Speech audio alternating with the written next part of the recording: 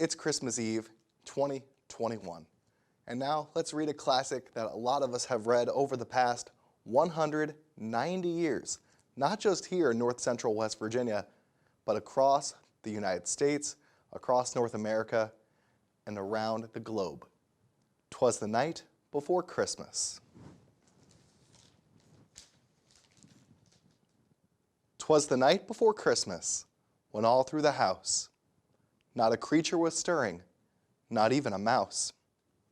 The stockings were hung by the chimney with care, in hopes that St. Nicholas soon would be there. The children were nestled all snug in their beds, while visions of sugar plums danced in their heads. And Mama in her kerchief and I in my cap had just settled our brains for a long winter's nap. When out on the lawn there arose such a clatter, I sprang from my bed to see what was the matter. Away to the window I flew like a flash, tore open the shutters and threw up the sash. The moon on the breast of that new fallen snow gave a luster of midday to objects below, when what to my wondering eyes did appear but a miniature sleigh and 8 tiny reindeer, with a little old driver so lively and quick, I knew in a moment he must be St. Nick. More rapid than eagles, his coursers they came, and he whistled and shouted and called them by name. Now Dasher, now Dancer, now Prancer, on Vixen, on Comet, on Cupid, on Donner and Blitzen, to the top of the porch, to the top of the wall. Now dash away, dash away, dash away all, as leaves that before the wild hurricane fly, when they meet with an obstacle, mount to the sky. So up to the housetop the coursers they flew, with a sleigh full of toys, and St. Nicholas too.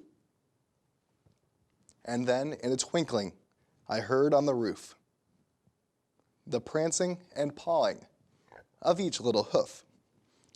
As I drew in my head and was turning around, down the chimney St. Nicholas came with a bound.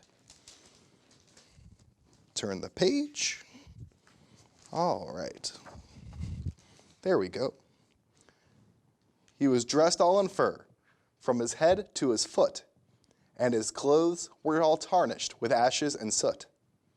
And a bundle of toys he had flung on his back, and he looked like a peddler just opening his pack. His eyes, how they twinkled, his dimples, how merry. His cheeks were like roses, his nose like a cherry. His droll little mouth was drawn up like a bow, and the beard on his chin white as the snow. The stump of a pipe he held tight in his teeth, and the smoke it encircled his head like a wreath. He had a broad face and a little round belly that shook when he laughed, like a bowl full of jelly. He was chubby and plump, a right jolly old elf, and I laughed when I saw him in spite of myself.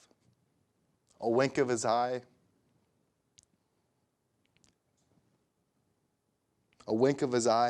and a twist of his head soon gave me to know I had nothing to dread.